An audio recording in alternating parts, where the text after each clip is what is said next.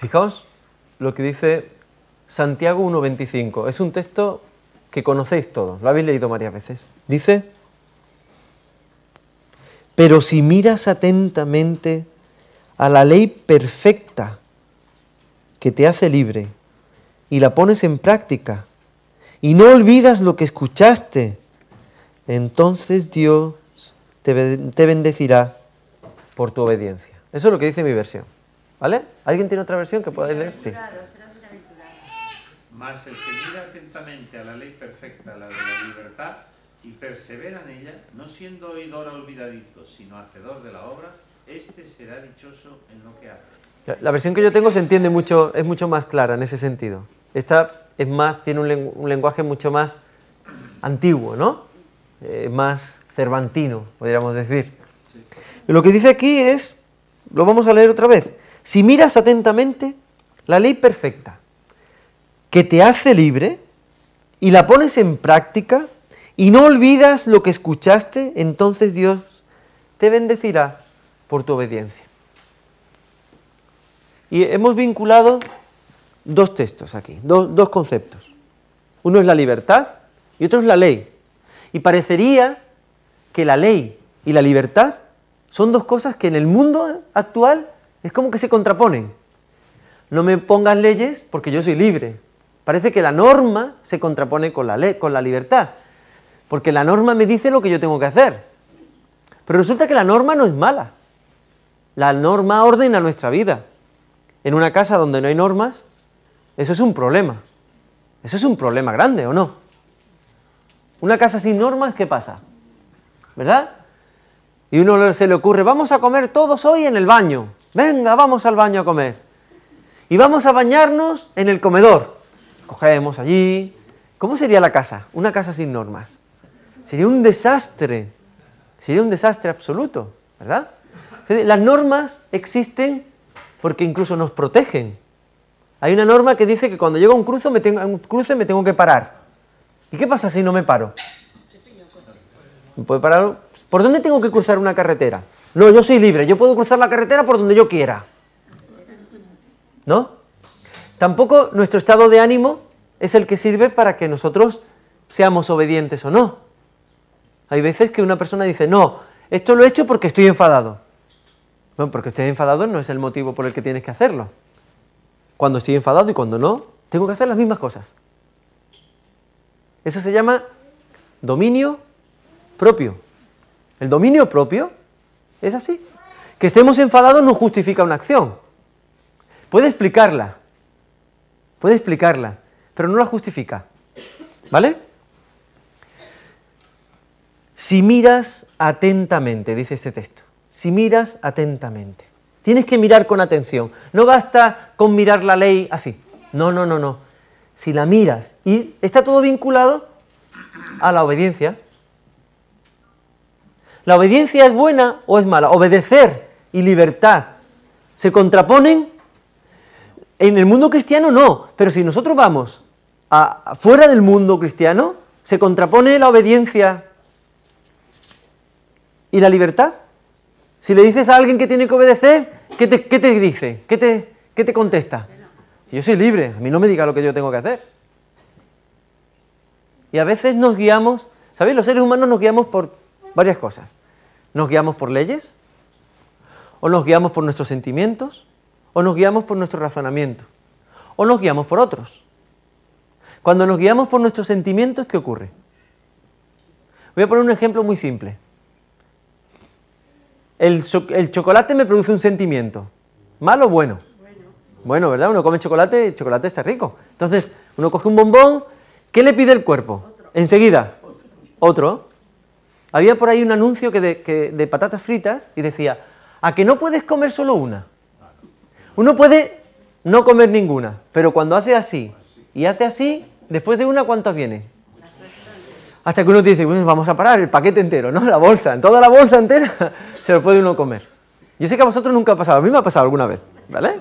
De comerme un paquete y como los frutos secos. Los frutos secos hay que tener cuidado porque son pequeñitos y te come 1 y 2 y 5 y 23. Santiago lo que me está diciendo es una cosa muy clara. Santiago es muy claro, es una carta pragmática. Es casi como un manual de iglesia. Y lo que me está diciendo es, tienes que mirar atentamente la ley y obedecerla si quieres ser libre. ¿Sabéis? Esto que estoy diciendo es una locura para el mundo. Esto que estoy diciendo, la gente que no cree en Dios no lo puede entender. Porque cuantas menos leyes tengas, más libre te sientes, más libertad crees que tienes. Fijaos, la esclavitud, estos son datos sobre la esclavitud. ¿Sabéis que el último de los grandes países en abolir la esclavitud fue Brasil el 13 de mayo de 1888? Hace 121, ahora haría 122 años, ¿no? Más o menos. O sea, hay un país tan grande como Brasil, sabéis que Europa entera cabría en Brasil, es un país enorme. El último, 1888. ¿Qué estábamos haciendo los adventistas en 1888? Minneapolis, el Congreso de Minneapolis, ¿verdad? Pues fijaos, se estaba celebrando el Congreso de Minneapolis y había un país que estaba aboliendo la esclavitud, porque existían esclavos, o sea, se podía comprar y vender personas en ese país. Y es curioso porque en la actualidad países como Mauritania mantienen y protegen la esclavitud. Hoy en Mauritania, si vais a Mauritania, se puede comprar una persona y te dan los papeles como si fuera un coche. Te dan el título de propiedad de esa persona. ¿Se pueden comprar? ¿Cuántos millones de esclavos con papeles, es decir, personas que se compran y se venden con una carta, con un contrato, hay en el mundo? ¿Alguien me podría decir un número? ¿Cuántos pensáis que hay? Hace poco una asociación que vigila sobre esto, una asociación norteamericana, dio el número. ¿Cuántos pensáis que hay? ¿100, 200, 1000, 1 millón? ¿Cuántos pensáis? ¿Más de 1 millón? 27 millones de personas. Se calcula que hay 27 millones de personas que son esclavos comprados, no que viven en régimen de esclavitud, no. Personas que se han comprado. 27 millones de personas. ¿No parece un mundo tan bonito cuando lo vemos con estas estadísticas, verdad? 27 millones de personas que han sido compradas con un contrato como si fuera un coche. De unos 6.000, hay unos 6.500 millones de personas en el mundo, no sé cuántas hay actualmente, ¿no? Sí, ¿no? ¿Sí? Se ve que yo no estoy actualizado. Pues en esa gran cantidad, 27 millones no parecen muchos, no parece mucha gente. Pero ¿os imagináis 27 millones de esclavos? Es más de la mitad de la población que hay en España. 27 millones de personas. ¿Qué significa que le perteneces a alguien? Que esa persona te dice cómo te llamas, lo que haces y la religión que debes tener. ¿Cómo te vistes? ¿Qué es lo que es moral? ¿Qué es lo que es inmoral? Y te trata como una cosa. 27 millones de personas. Hay una asociación, una ONG en Estados Unidos, que por $50 libera personas. Y se venden hombres, mujeres y niños. Y el mercado, sabéis que por internet, a través de páginas de internet, lo que pasa es que como está con caracteres árabes, uno no lo entiende. Pero te hacen una especie de traducción y entonces a través de internet ves cómo está el mercado. Si están baratos, si están caros. Según cómo esté, pues los compras. Y se pueden comprar hasta por internet. ¿Qué es lo que hace esta asociación? Los compra y les da la libertad. $50, ¿cuántos euros son? 30 y pico euros. Por 30 y pico euros hay personas que se pueden liberar. Tremendo, ¿no? 30 y pico euros es lo que vale, ¿qué? ¿Qué vale 30 y pico euros? ¿2 bombonas de butano? ¿Vale? Por lo que vale 2 bombonas de butano es la libertad de una persona. Este mundo está absolutamente fuera de Dios. Un mundo así es el reino de Satanás. Pero ¿cuántos esclavos hay que no tienen título? Aparte de esos 27 millones. Esos son los que tienen título de propiedad. ¿Cuántas personas hay que viven en régimen de esclavitud? El resto. 6.000 millones. Muy bien. ¿Por qué? Porque hay 6.000 millones de esclavos en el mundo. Sí, hay 6.000 millones de esclavos en el mundo, 7.000 millones de esclavos en el mundo, porque todos tenemos una esclavitud, excepto los que hemos sido redimidos por Cristo, los que hemos aceptado esa redención. Ya no somos más esclavos, ahora somos libres. Toda esa teología la desarrolló el apóstol Pablo, y nosotros la hemos recibido, y nos ha dado esperanza. Y cada uno de nosotros se puede preguntar hacia adentro, ¿de qué soy yo esclavo? ¿De qué soy yo esclavo? Y cuando miro la ley de la libertad, cuando miro la ley del Señor, los 10 mandamientos, ¿encuentro en alguno mi esclavitud? Posiblemente sí. ¿Sabéis que Santiago fue el único que comparó así muy claramente la ley con qué? ¿Con qué objeto? Con un espejo. O sea, en la ley me miro y ¿qué me veo? Los defectos, las manchas, ahí me veo. Pero la ley que se ve a través de Cristo, ¿qué me dice? ¿Cómo me veo yo a través de la ley que se ve a través de Cristo? Me veo limpio, sin pecado y perfecto. Me veo con vestiduras blancas, con una corona en mi cabeza. Me veo como un candidato al reino de los cielos. Me gustaría hablar con vosotros de dónde viene la palabra libertad. El término más antiguo que tenemos de libertad es amagui. ¿Sabéis lo que significa amagui? Ama significa lo que significa en casi todos los idiomas. Esa es una palabra que tenemos en todos los idiomas. Ama es como se dice mamá en hebreo. Amma. ¿Vale? Abba es papá y ama es mamá. Un niño que aprende a decir primero abba o ama. Casi siempre dicen antes papá, abba. En España no dicen abba, dicen agua, porque se parece mucho. Dice, ¿ha dicho agua? No, lo que está diciendo es un balbuceo, abba. Es una palabra que procede, es el niño el que nombra al padre. Procede del balbuceo de un niño. Ama, abba. Es muy fácil pronunciarlo, ¿verdad? Pues amagui significa volver a la madre. O sea, libertad significa volver a la madre, volver a la matriz, volver a ser lo que uno era. Cuando las palabras se inventaron, estoy seguro que la influencia de Noé y sus hijos, este tipo de palabras, estas raíces, estuvieron presentes. Yo como teólogo pienso que estuvieron presentes. Porque volver a lo que éramos era una reminiscencia de volver a lo que era Adán antes de pecar. Eso es la libertad. La cruz de Cristo, cuando yo la acepto, ¿en qué me convierte? En lo que era Adán antes de pecar, un ser sin pecado, un hombre libre. Libertad, libertas, es donde se dice en latín, ¿no? En rumano, ¿cómo se dice libertad? Liber. O libertad, igual, ¿no? ¿Vale? Pero en inglés, me gusta mucho en inglés, porque en inglés tiene una raíz que es freo, que es, en la realidad no es free, sino freo, ¿vale? Freo, freedom, viene del término más antiguo que es freodom, que significa el lugar, dom, el dominio, de donde viene la palabra dominio, de la libertad. ¿Y la palabra afraid qué significa?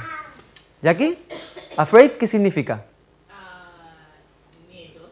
Miedoso, preocupado, alguien que tiene miedo. Fijaos, la palabra miedo, tener miedo, viene con una partícula privativa que es a, significa cuando yo digo que hay muchas palabras que tienen a delante para decir que no es una cosa, ¿no? Amorfo, ¿qué significa? Sin forma, ¿vale? Afraid es la misma raíz que free, que libertad. Afraid significa sin libertad. Una persona que tiene miedo es una persona sin libertad. Ayer dijimos que el amor estaba vinculado, también dijimos que el amor estaba vinculado a la libertad. Cuando uno ama, hay libertad, ¿vale? Entonces, el verdadero amor, ¿qué echa fuera? El temor. Lo primero que hace es echar fuera el temor. Es decir, el verdadero amor libera, porque el temor es sin libertad. Y la libertad tenemos que pensar en que existe la libertad para y la libertad de. Muy bien. La libertad para es cómo empleo yo la libertad. ¿Vale? ¿Hacia dónde van? Cuando un hombre es libre, ¿en qué emplea su libertad? Para seguir siendo libre. Y la libertad es de qué cosas me libera a mí. ¿Vale? Yo tengo libertad yo me libero ¿de qué? Me libero a lo mejor de la mentira, me libero de las drogas, me libero de muchas cosas. Esta mañana estaba hablando con un chico que está haciendo un trabajo de máster sobre las adicciones. ¿Cuántos tipos de adicciones hay? Y dice, he tenido que parar, porque me he puesto a ver en los libros de psicología cuántos tipos de adicciones hay, y existen todo tipo de adicciones. Adicciones a arrancarse pelos, adicciones a estar moreno. ¿Sabéis que ahora hay una adicción que es a estar con la piel morena? Adicciones, la vigorexia. ¿Sabéis lo que es la vigorexia? Gente que hace pesa porque se tiene que ver fuerte, siempre se tiene que ver fuerte, y cada vez que se quiere ver más fuerte, y entonces eso es también una adicción a verse fuerte. Adicción, hay tantas adicciones que él dice, he tenido que parar. Dice, hasta yo mismo he pensado, uy, ¿será esto que estoy haciendo que me gusta tanto una adicción? ¿No? Nosotros tenemos que ver que tenemos libertad para y también se nos libera de. Muy bien, ¿en qué podemos emplear nuestra libertad? ¿Para qué sirve la libertad? Por ejemplo, lo que vimos ayer, para perdonar. Una persona libre es una persona que perdona. Si queréis una persona libre es una persona que perdona. Una persona libre es aquella a la que no se sujeta a las circunstancias. Que si hace frío, no reacciona de una forma determinada por el frío, sino que tiene un pensamiento y dice, no, yo he dicho que le voy a ayudar a esta persona y aunque haga frío, le voy a ayudar a esta persona. O sea, lo de fuera no es un condicionante para que haga o no haga, sino que una persona libre es una persona que ha decidido y realiza lo que decide. ¿Vale? Fijaos cuántos tipos de libertad se pueden identificar. Libertad de elección. Yo tengo dos cosas y yo digo yo soy libre de coger una y otra. En la Biblia está muy claro. Dios nos dice, yo pongo delante de ti ¿qué? La vida y la muerte. ¿Qué tengo que escoger yo? ¿Qué dice Dios? Escoge pues la vida. Es decir, que esa libertad existe en la Biblia o no. Existe en la Biblia. Libertad como independencia y como autonomía. Aquí nos traicionan las palabras, ¿vale? ¿Qué diferencia existe entre independencia y autonomía? Existe una gran diferencia.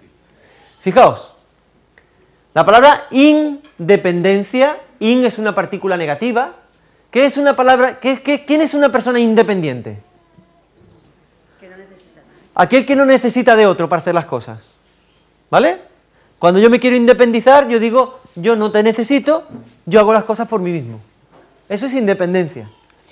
La palabra autonomía viene del griego y es autos, yo, ¿vale? Y nomos, ¿qué significa? Nomos significa ley. Es decir, yo escojo la ley por la que me rijo. Una persona autónoma es la que escoge la ley por la que se rige. Y una persona independiente es la que no necesita nada. ¿Sabéis? Esto es una mentira.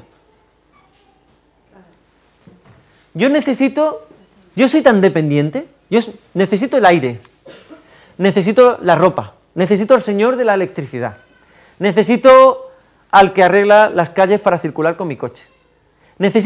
¿A cuántas personas necesitamos en el mundo? ¿Sabéis? Si a un niño que nace no le damos cariño, no le damos una caricia, simplemente lo dejamos en una cuna, lo alimentamos sin tocarlo. Eso se hizo una vez, un rey hizo un experimento terrible con esto una vez, un rey francés. ¿Qué le pasa a los niños que no son tocados, que no son acariciados, a los que no se les habla? ¿Qué les pasa? Se mueren. Es decir, el niño, el ser humano, necesita el contacto de los otros, necesita a los otros. No hay nadie independiente, no hay nadie absolutamente independiente. Quizás Dios sí que es absolutamente independiente, porque Él no necesita de mí para existir. ¿Y yo necesito de Dios para existir? Sí. Una vez hablaba con un joven y me decía, era el hijo de un industrial, la familia, pues bueno, tenía muchas posibilidades económicas, ¿no? Y me decía, le he dicho a mi padre, papá, yo soy muy independiente, cómprame un piso en el centro que me quiero ir a vivir solo. Y digo, entonces tú vives solo, tu padre te ha comprado un piso porque tú eres muy independiente. Y digo, sí. Y le digo a mi madre, mamá, cómprame la comida, llévamela al piso, porque yo soy muy independiente y no quiero ir a comer a tu casa. Pero hazme la comida cuando... Es muy fácil ser independiente cuando los otros te hacen todas las cosas. Muy fácil. Muy fácil. Yo me confieso una persona dependiente, ¿sabéis? Yo me levanto por la mañana, no siempre ha sido esto así en mi vida, ¿eh? Pero si no leo esto no puedo salir. No tengo fuerzas para salir. No tengo el ánimo para salir. Si no oro, no puedo salir. Y me he convertido en el que ora dependiente. O sea, me he convertido dependiente de la oración. Porque el día que salgo y no oro, ¿qué me va a pasar? A mí, yo os lo digo lo que me va a pasar. No me va a ir bien. Si salgo con las prisas y estoy pensando en otra cosa y ese día he cruzado el umbral de mi puerta sin encomendarme al Señor, el que va a actuar soy yo. Entonces prepárate. Porque si Dios no me ilumina, me va a salir mal. Lo voy a hacer mal. Yo no comprendo cómo ha habido años de mi vida en los que yo ha pasado un día entero y no he leído la Biblia. No lo comprendo. Hoy no lo comprendo. Digo, ¿cómo estaba yo tan loco de ir por la vida así? O no orar al Señor, no encomendarme a mí, a mi familia, antes de salir por la puerta de mi casa. No orar con mi familia por la noche. Ahora es como, desde hace años es como el medio de vida, pero no siempre ha sido así en mi vida. Yo he vivido muchas veces sin leer la Biblia durante meses y meses. Iba a la iglesia y eso, pero no leía la Biblia. ¿Cómo he podido yo sobrevivir así? Decía. Y a veces es porque Dios tiene mucha misericordia. La libertad y los límites. La libertad es más autonomía que independencia. Hemos visto que el texto de Santiago habla de la ley de la libertad. Por lo tanto, tiene más que ver con elegir la ley por la que yo me rijo, porque todos nos tenemos que regir por una ley. Existe una ley que es la ley de la gravedad, ¿verdad? Y ahora yo digo, pues yo que soy libre me la voy a saltar. Pues no sigo la ley de la libertad, de la gravedad. No la sigo. ¿Puedo hacer eso? ¿Y por qué no? Porque hay leyes que me someten sin que yo pueda saltármelas. La ley de la causa al efecto. Si yo dejo de orar, ¿qué me pasa en mi vida? Decídmelo. Si yo dejo de orar, ¿qué me pasa en mi vida? ¿Mi vida sigue igual o va a ir peor? Mi vida va a ir peor, ¿eh? Si yo dejo de alimentarme de la palabra de Dios, ¿mi vida va a ir mejor o peor? Va a ir peor. Si yo dejo de perdonar, ¿qué me va a pasar en mi vida? ¿Qué me va a pasar? Si yo dejo de amar, ¿qué me va a pasar en mi vida? Si yo dejo de decir la verdad, ¿qué me va a pasar en mi vida? Son preguntas importantes que nos tenemos que hacer todos, desde los niños hasta los mayores. Porque incluso un niño entiende perfectamente qué pasa cuando yo no hago las cosas como Dios me dice, sino como a mí me salen. Hasta un niño lo entiende. De hecho, creo que los niños a veces lo entienden mejor que los adultos. A veces sí. Libertad y límites. Para que exista la libertad tiene que haber límites. Sí, claro que sí. Porque si no hay límites, yo ahora cojo y me salto la libertad de Felipe. Leía en el periódico una persona que decía, estaba en mi casa y de repente escuchaba la radio del vecino, muy fuerte, pero muy fuerte, dice, parece que estaba en mi sala de estar. Entonces subí arriba a la casa del vecino y le dije, oiga, baja un poco el volumen. Y dice, y él bajó el volumen, cuando yo llegué a mi casa, ¡pum!, otra vez. Y no me lo puedo creer. Entonces subió otra vez y le digo, oye, que te acabo de decir que bajes el volumen. Ah, pero si lo he bajado. Sí, pero después lo ha subido otra vez porque lo estoy escuchando perfectamente en mi casa. Pero si yo dentro de mi casa no lo oigo tan fuerte, pero yo lo estoy oyendo en mi casa. Así que se fue abajo, era una chica. Se fue abajo a su casa y otra vez, a los 15 minutos, ¡pum! El volumen arriba. ¿Sabéis lo que hizo esta chica? Cogió un bate de béisbol, se fue enfadada arriba y tocó a la puerta con el bate de béisbol. Con esa suavidad que tienen los bates de béisbol, ¿no? Así que cuando el chico abrió la puerta, dijo que me van a tirar la puerta abajo. ¿Quién es? La chica le indicó amablemente con un bate de béisbol en la mano y gritando muchísimo le dijo: ¡tienes que bajar el volumen! Y entonces el chico dijo: vale. Dice, y desde aquel día ya no ha subido más el volumen.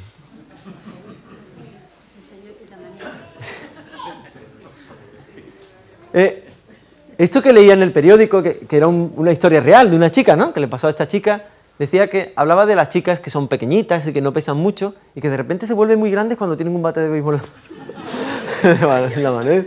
Era un poco divertido, ¿no? La noticia era un poco así divertida. Pero si no nos fijamos límites, hacemos la vida imposible a los otros. Si no nos... En un vuelo que hice a Alemania, de repente un alemán se sentó al lado mía. Y el alemán era grande, pero muy grande, de verdad. Yo le llegaría por el hombro, era un hombre, si le pones un casco era un vikingo. Barba, rubia y muy simpático. Pero claro, cuando se sentó, era un asiento de 3, aquí al lado había un señor, aquí al lado estaba yo y en medio estaba él. Pero en realidad estábamos en un pedacito uno, en otro pedacito otro y él en el medio. Y yo decía, voy a tener que volar desde Madrid hasta Alemania, hasta Frankfurt Hahn, voy a tener que volar así. Cuando me baje voy a estar mal. Y el hombre, ¿sabéis? Este hombre lo estaba pasando mal. Porque él se daba cuenta que era demasiado grande para estar allí. Entonces habló con la azafata. Le dijo, mira, ¿no podríamos hacer un cambio? Porque veo que estas personas están mal. ¿Sabéis? Yo no entiendo alemán, pero estoy seguro que le dijo eso. Porque nos señalaba y la cara del otro hombre y yo era... ¿Sabéis? Ese viaje me enseñó muchas cosas sobre mí, sobre mis errores, ¿vale? Yo dije, este hombre tan grande, tenía que haber comprado 2 billetes en vez de 1. No, de verdad, personas así de grandes... Ese hombre estoy seguro que pesaba más de 150 kilos y medía 2 metros o más. Era un hombre con un cuello tremendo, ¿no? Yo decía, como le dé por leer el periódico ya nos mata, ¿no? Bueno, ¿sabéis? En un momento determinado, yo que estaba allí, bajé la tapa del asiento y puse mi Biblia y me puse a leer la Biblia. Y tuvimos una conversación acerca de la Biblia tremenda. Se me olvidó hasta la incomodidad. Ese hombre era creyente. En inglés me dijo que sentía mucho, que él era muy grande y que sentía mucho. ¿Sabéis que no podía bajarlos? Tuvo que salir con esto levantado. Porque estos no bajaban. O sea, si bajaba uno, el otro no bajaba. Era un hombre enorme. Y él se sentía mal. Porque, pero yo estoy agradecido porque estuvimos hablando de Dios, estuvimos hablando del libro de Job, todo el camino. Me ayudó a practicar mi inglés. Y este hombre era un hombre verdaderamente creyente. Finalmente el pobre hombre se puso como de lado, ¿no? Se puso como así, estaba... Y yo decía, pobrecillo, con lo grande que es, cuando llegue allí, después de estas 2 horas de vuelo y tal, va a llegar mal. Porque la pierna, es que llegaba delante, tenía que andar con la pierna así. Terrible. A veces nosotros tenemos límites, o le ponemos límites a los otros. Y a veces nos toca tener una persona al lado que nos limita, pero podemos encontrar un ámbito de libertad, incluso con esa persona. Podemos encontrar una forma de ser libres. Al que cojea, lo tenemos que aguantar cojeando. A lo mejor le podemos ayudar a poner una prótesis, podemos llevar con él al médico, podemos hacer 1000 cosas, pero seguirá siendo un cojo. ¿Os acordáis del texto de Sofonías que veíamos el otro día? Decía que venía a recoger a 2 tipos de ovejas, ¿verdad? A la perdida y a la perniquebrada, a la que tenía una cojera. porque eso solamente lo arregla Dios. Hay problemas en nuestra vida que no lo arregla nadie, solamente Dios. Y libertad como contexto que me permite mantener una relación con el Creador. Todo aquel contexto que me permite tener una relación con Dios es un contexto de libertad. Por ejemplo, la iglesia. La iglesia es un contexto de libertad. Porque cuando yo vengo a la iglesia, vengo a relacionarme con Dios. De verdad, yo no vengo a relacionarme con los hermanos. Obviamente me relaciono con los hermanos, pero no es el motivo por el que yo vengo. La iglesia es el lugar donde yo vengo a encontrarme con mi Dios. La familia es el lugar donde yo me encuentro con mi Dios. Los amigos, la casa de los amigos debe ser el lugar donde yo también me encuentro con Dios, donde la relación con Dios se hace fácil, donde está la gente que me ama. Eso debería ser la libertad. La libertad también es el ámbito. ¿Os acordáis que dijimos que era el ámbito? Muy bien. Nosotros hablamos de que el hombre era constitutivamente libre, dijimos que no, pero podía llegar a serlo. El hombre fue hecho para vivir en libertad y esto es contextualmente libre. ¿Contextualmente qué significa? Que por el lugar que está es libre, en el lugar donde está es libre. Tiene más que ver con la forma en la que permanece el ser que con el ser en sí. Yo os conté una parábola y esta parábola hablaba de 3 hombres que estaban en la cárcel, ¿verdad? ¿Os acordáis que había 3 hombres que estaban en la cárcel?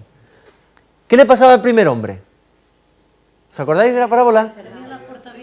Tenía la puerta abierta, pero tenía la puerta cerrada, pero la llave estaba abierta. Y todas las puertas estaban abiertas de llave, pero todas las puertas estaban cerradas. ¿Y qué pensaba él?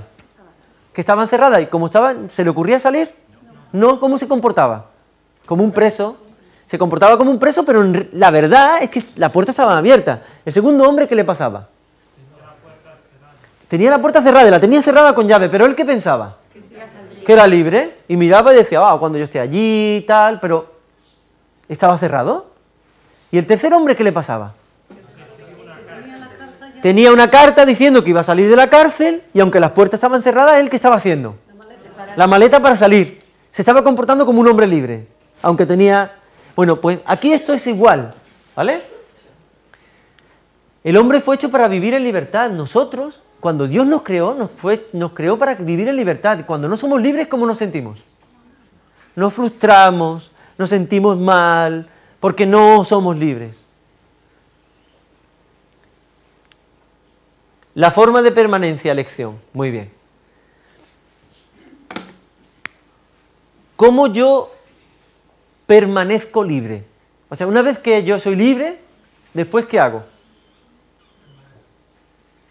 ¿Que sabéis? El Gran Khan vino de Mongolia y desde Mongolia vino con una horda de mongoles y arrasó todo a su paso. Llegó hasta Europa, lo conquistó todo a su paso y cuando lo conquistó todo se fue. Y los países bárbaros, los pueblos bárbaros que había, se quedaron un poco como... Y porque normalmente la gente cuando conquista, ¿qué hace? Se queda, construye un palacio, le impone al otro su cultura. No, pero es que los mongoles son nómadas. Son buenos luchando, pero no tienen una ley que se establezca sobre un lugar, no viven en palacios. ¿En qué viven? En carpas de tela. Y van desplazándose según el ganado tiene necesidad. Y con esa mentalidad llegaron a ser grandes, y fue el Khan de todos los Khanes de Mongolia, y llevó a su ejército a conquistarlo todo. Pero cuando lo conquistan todo se tienen que marchar porque no saben permanecer. No saben cómo quedarse en un sitio para siempre. No saben, no, ellos son nómadas.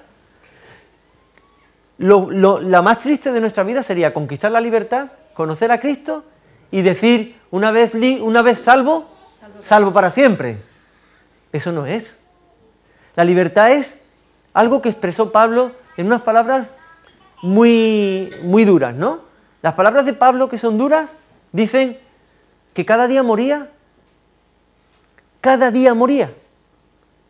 Cada día se podía la muerte al yo y la resurrección a la vida. La confianza en Cristo. Cada día de su vida. La permanencia por la libertad es una cosa de cada día. Yo cada día tengo que escoger entre la vida y la muerte. Cada día. No es porque una vez me bauticé que ya soy libre y ya está, se acabó. No. Cada día tengo que escoger y tengo que elegir. Cada día de mi vida. Así que la libertad es un continuo. No podemos bajar la guardia. ¿Os acordáis de aquel texto que decía, el que esté salvo, el que crea estar salvo, mire, el que crea estar firme, perdón, mire que no caiga? ¿Eso es qué significa? Que yo tengo que vigilarme, que no puedo olvidar que soy un hombre. Ayer decíamos, una de las cosas es que de los mitos es, no, yo perdono y olvido. No, no, no. Yo no me puedo olvidar de cuáles son mis problemas. Yo puedo olvidar el problema, pero no cuál es mi problema.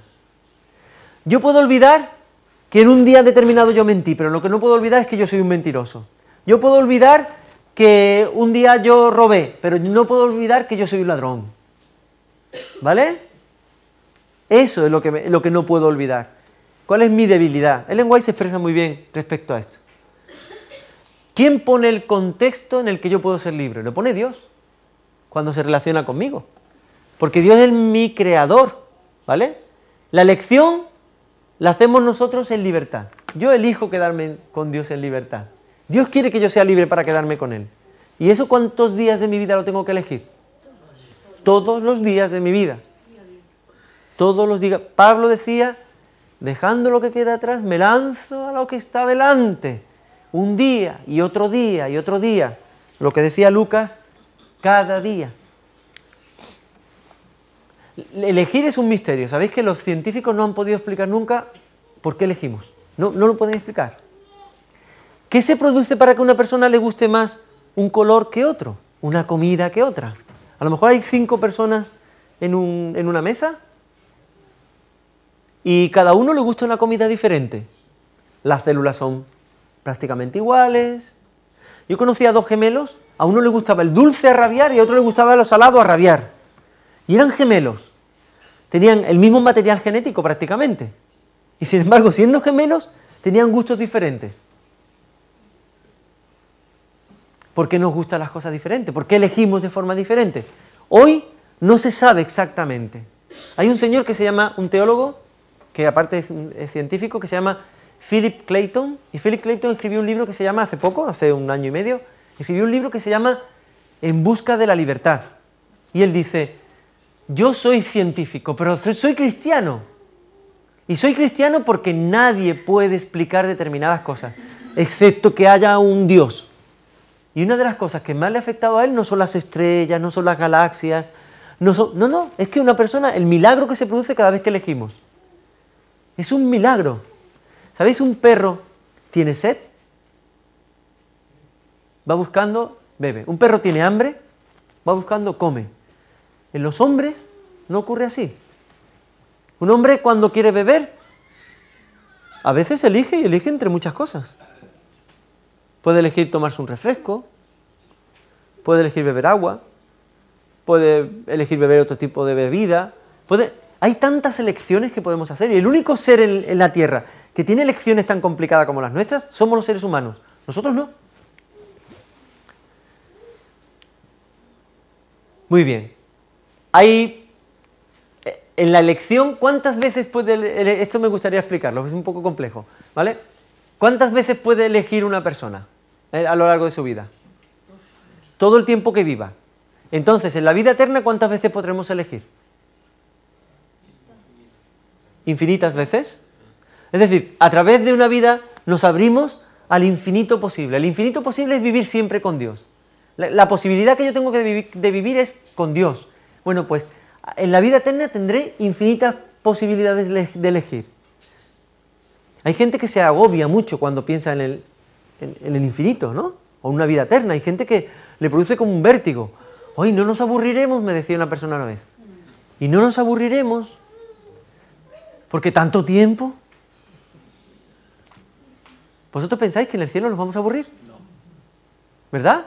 Eso es pensar en el cielo como si fuésemos a vivir eternamente aquí. ¿Sabéis? Yo en la tierra no querría vivir eternamente. Yo creo que la vejez y la muerte es una bendición. Es una bendición. O sea, que Dios permita que finalmente muramos y no vivamos durante siglos y siglos en un mundo como este. Hoy escuchaba una noticia y yo le decía a mi mujer, no lo puedo comprender. No puedo, no me cabe en la cabeza. No, y todavía me dejó en shock durante un rato porque no lo podía comprender. Estoy viendo las noticias y de repente sale una mujer, su marido abrió el congelador ¿Y qué se encontró en el congelador? Un bebé. Al final han encontrado un bebé en un sitio y otro bebé en otro. Esa mujer. La autopsia dice que los bebés fallecieron estando vivos, no fueron congelados después de muertos. No, sino que fueron introducidos en un congelador estando vivos. Yo, perdonadme, no lo puedo entender. Yo en este mundo no quiero vivir así. No me gusta este mundo, no quiero vivir en un mundo así. Yo quiero vivir en el mundo que me promete Dios, en el que los niños pueden crecer, en el que los padres y los hijos van a vivir juntos, van a amarse, van a respetarse, En este mundo esto no funciona así, porque el príncipe de este mundo, a veces se nos olvida a los cristianos. ¿Quién es el príncipe del mundo en el que vivimos?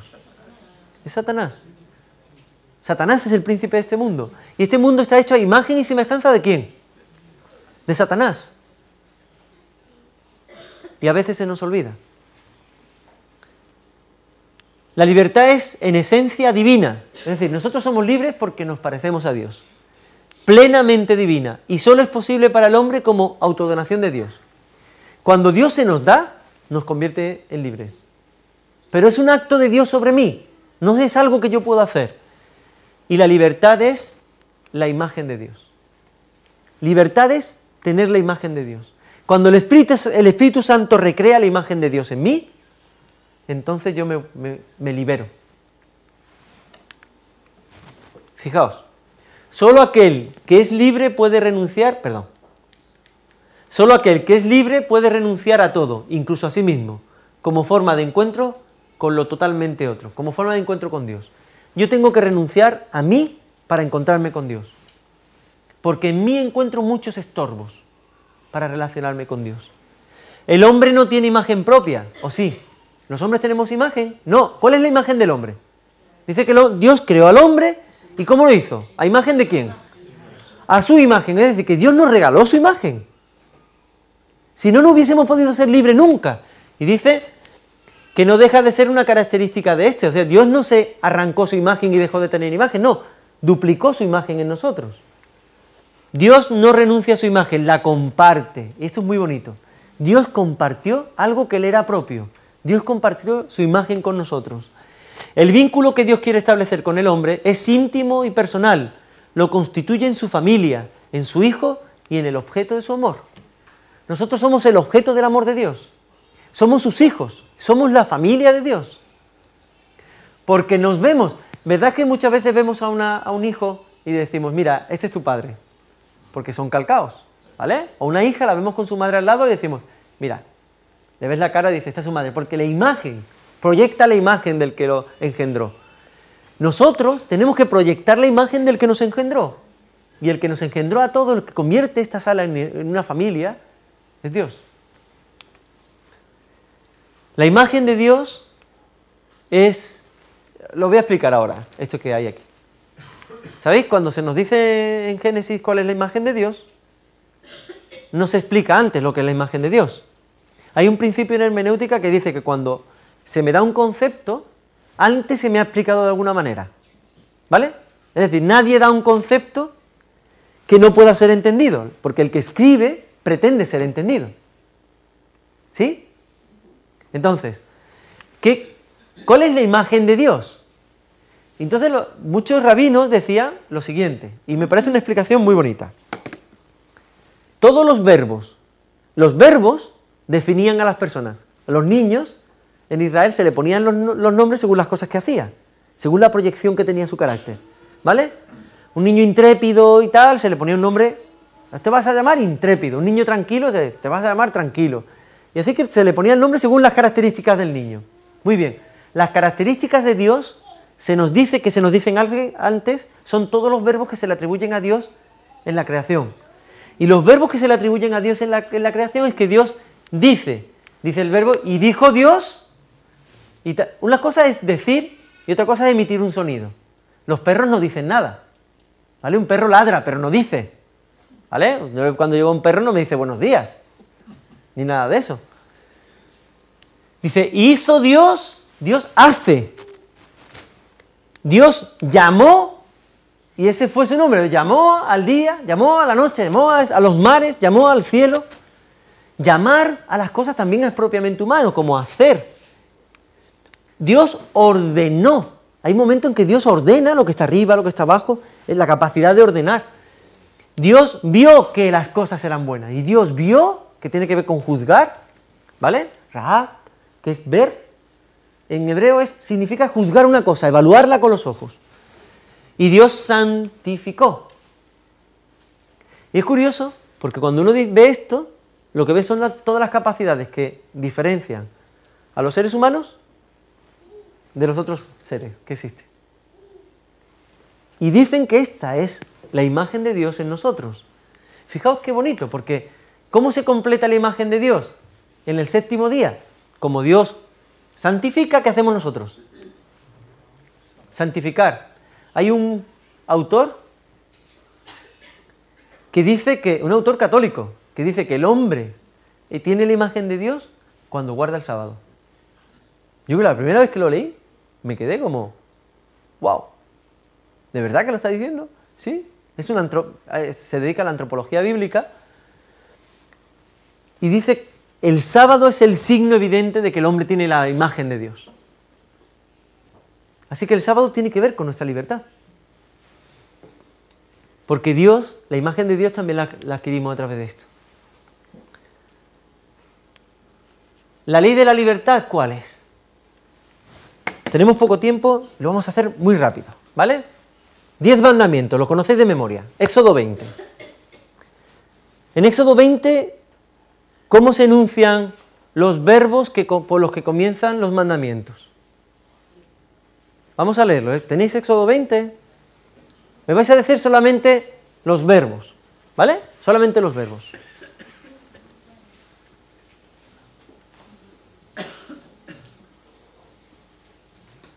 Venga, primer mandamiento. ¿Sí? Sí. No tendrás, Dios. Muy bien. No tendrás. ¿Tendrás qué tiempo verbal es? ¿Qué tiempo verbal es? Es un futuro, ¿verdad? No tendrás. Tendrás ese futuro. ¿Sí? Venga, muy bien. Siguiente. No te harás. No te harás. ¿Es un futuro? ¿El siguiente? No te inclinarás. ¿Es futuro o no? Muy bien. ¿Qué más? No tomarás. Cuando se refiere al nombre de Dios, ¿no? ¿Qué más? Guardarás. ¿Y guardarás qué tiempo verbal es? Guardarás, pero además es un modo.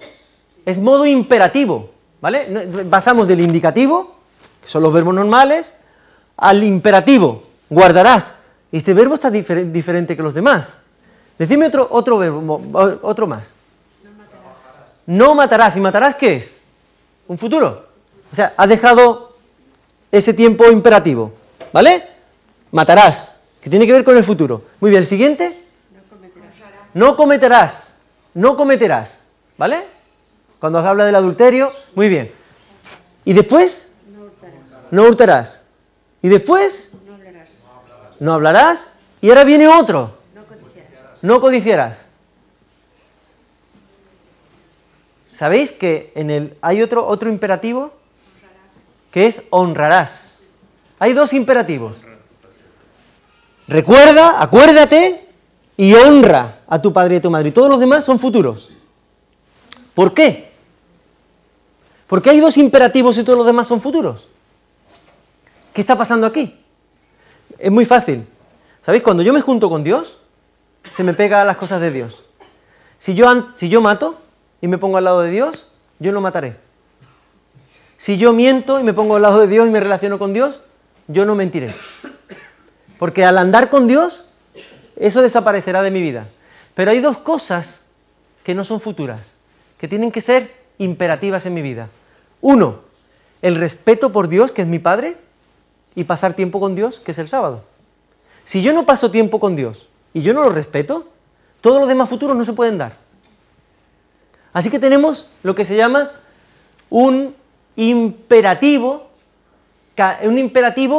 necesario. Es decir, para que yo ame a una persona, ¿tengo que tener relación con la persona? ¿Sí o no? Sí, para que yo ame a una persona, tengo que pasar tiempo con esa persona. Tengo que relacionarme con ella. ¿Podemos amarnos dos personas que no se ven nunca? No. Entonces, encontrarse y tener relación es un imperativo necesario. ¿Para qué? porque entonces amará. Así que hay dos ámbitos, el tiempo y el respeto. Con el tiempo y el respeto es como yo me tengo que acercar a Dios, dedicándole tiempo y dedicándole respeto. Y todo lo demás será por añadidura. Buscad el reino de Dios y su justicia, y todo lo demás será añadido.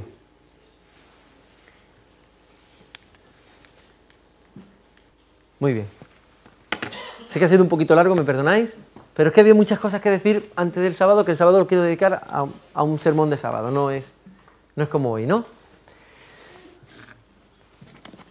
Si miramos atentamente, recordamos lo que dice Santiago, la ley de la libertad, ¿qué va a ocurrir en nuestra vida? ¿Qué dice el texto? Seremos libres. Tengo que mirar atentamente esa ley.